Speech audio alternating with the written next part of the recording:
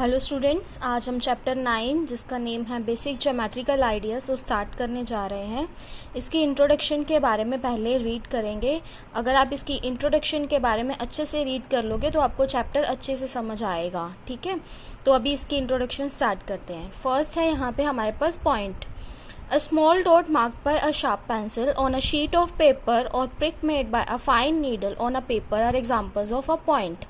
जब हम किसी शार्प पेंसिल से अपने शीट ऑफ पेपर की शीट पे ऐसे मार्क कर देते हैं, या हमारी जो नीडल होती है, जो सुई होती है जिसको हम सिलाई के लिए यूज़ करते हैं, उससे अगर हम उस पर प्रिक करते हैं, प्रिक यानी उसको ऐसे लगाना शीट पे, ठीक है, तो उसको हम क्या बोलेंगे। वो एग्जाम्पल्स हैं दोनों पॉइंट की।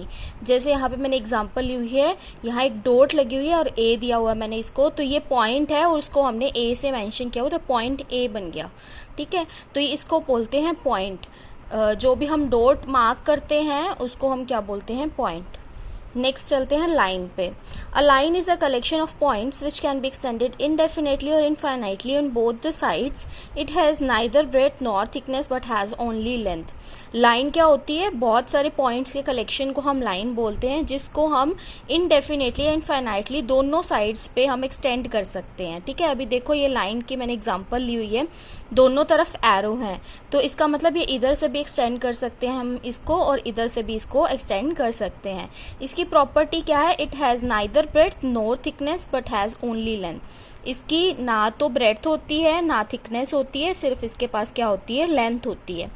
अभी देखो नेक्स्ट क्या लिखा हुआ है, 2 marked points on the line named A B.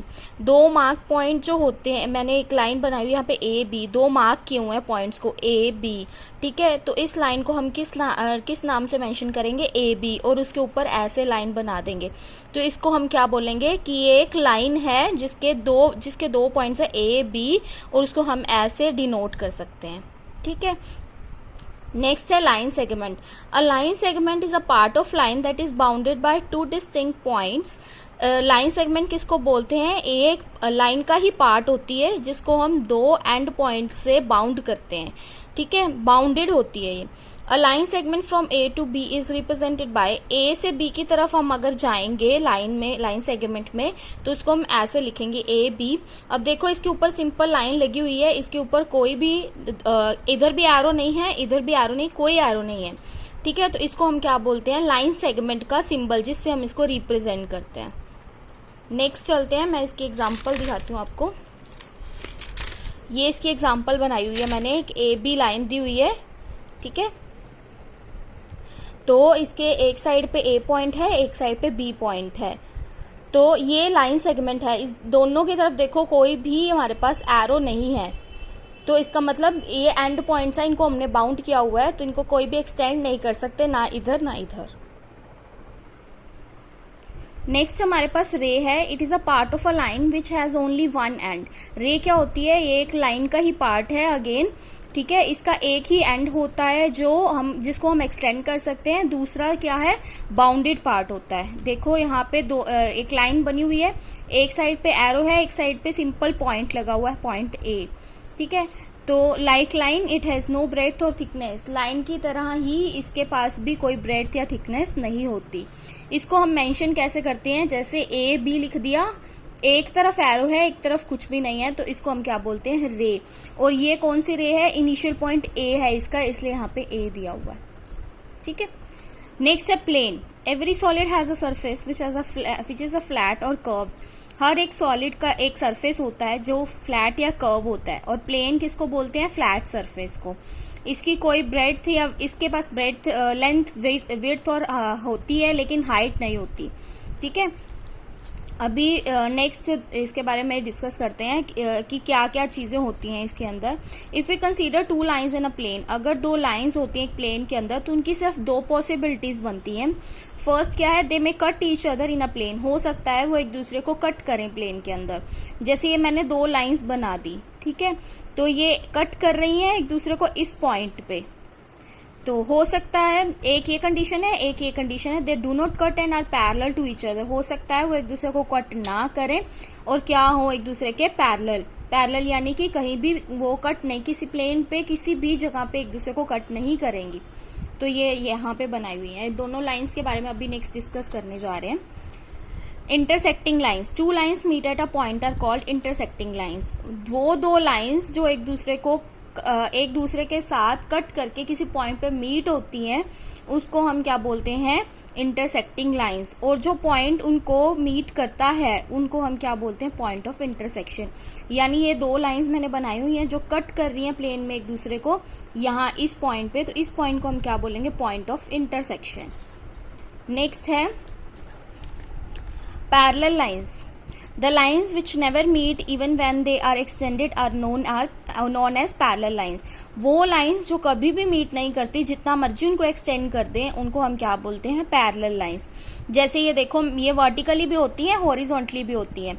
तो यहाँ पे मैंने दोनों examples ली हुई हैं, ये vertically हैं, ये horizontal हैं। तो इनको हम represent कैसे करते हैं, ऐसे बीच में parallel lines मैंने बना दी दो ऐसे। इसमें भी पैरेलल लाइंस बनी हुई है, तो इसमें PQ पैरेलल टू RS और AB पैरेलल टू CD। तो ये यहाँ पे हमारे पैरेलल लाइंस ऐसी होती हैं जो कभी भी कहीं पे भी प्लेन में कट नहीं करती एक दूसरे को। नेक्स्ट है concurrent lines. 3 or more lines in a plane are said to be concurrent if all of them pass through same point and this point is called the point of concurrence। अब देखो, एक हमने बात की थी intersecting lines की, उसमें 2 lines की बात करते हैं, और जो कॉन्करेंट लाइंस होती हैं उसमें 3 और 3 से ज़्यादा लाइंस की बात होती है। तो जब 3 या 3 से ज़्यादा लाइंस एक प्लेन में कॉन्करेंट उनको बोलते हैं जो 3 या 3 से ज़्यादा जो लाइंस होती है एक पॉइंट पे प्लेन में, एक ही पॉइंट पे वो कट हुए, सेम पॉइंट पे कट करें, ठीक है। तो इस जो भी पॉइंट हमारे पास बनेगा, जैसे ये लाइंस हैं, कितनी लाइंस है, 1 2 3 4 लाइंस है, यानी 3 से ज़्यादा है।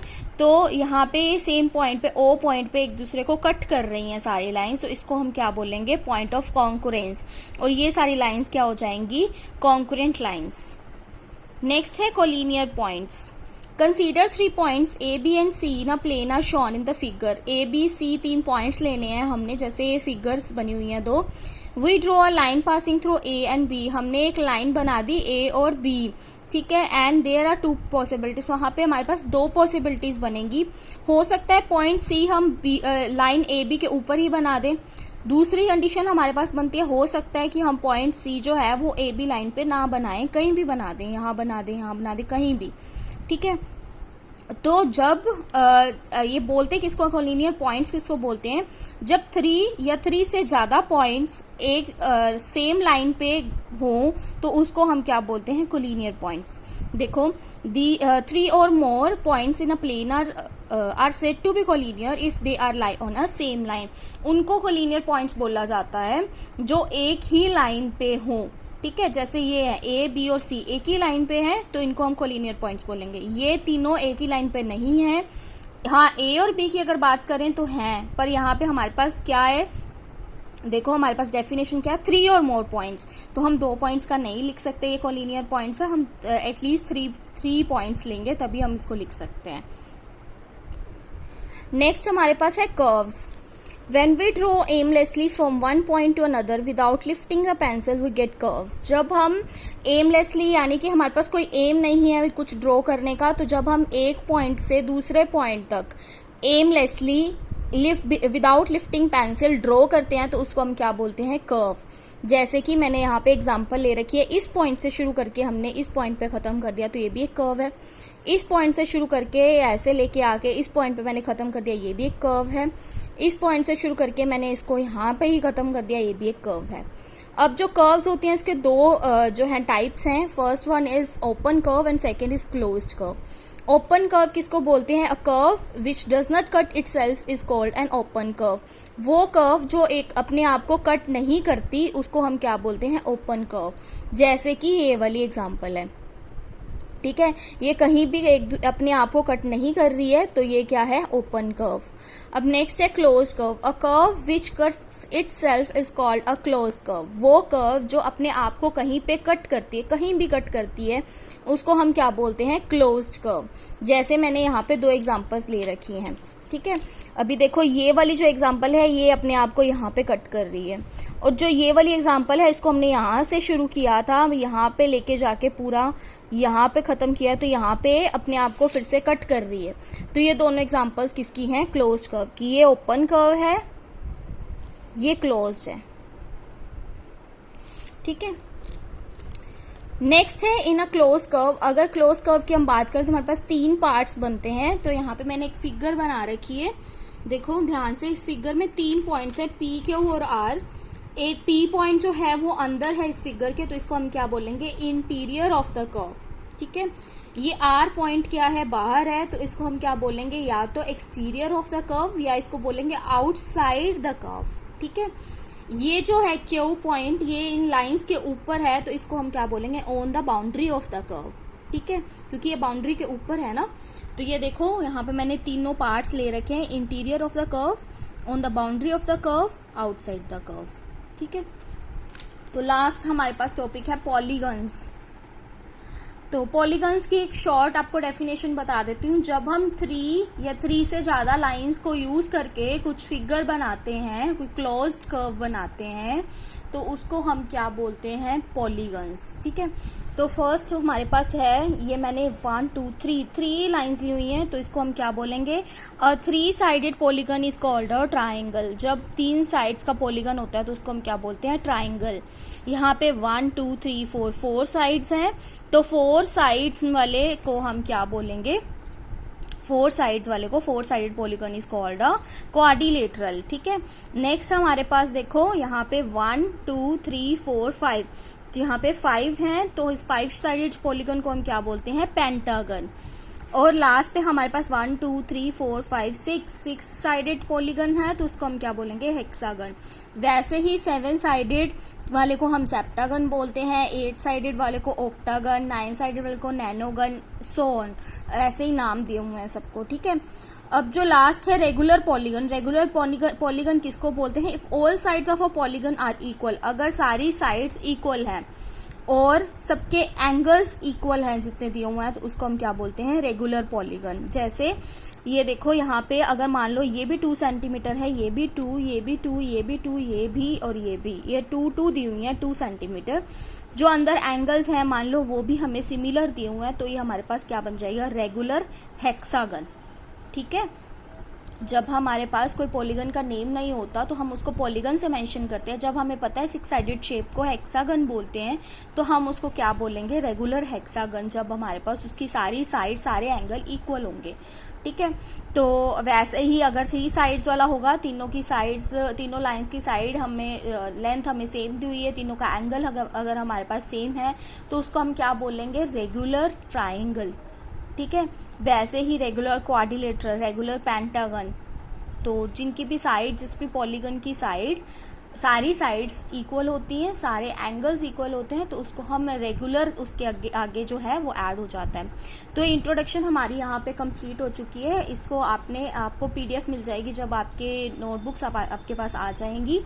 तो अभी आपने इसको अच्छे से समझना है। अगर आप कहीं रफ नोटबुक पे नोट डाउन करना चाहते हो तो वहाँ भी नोट डाउन कर सकते हो, नहीं तो आप इस वीडियो से अगेन एंड अगेन समझ सकते हो, ठीक है। Okay, thank you.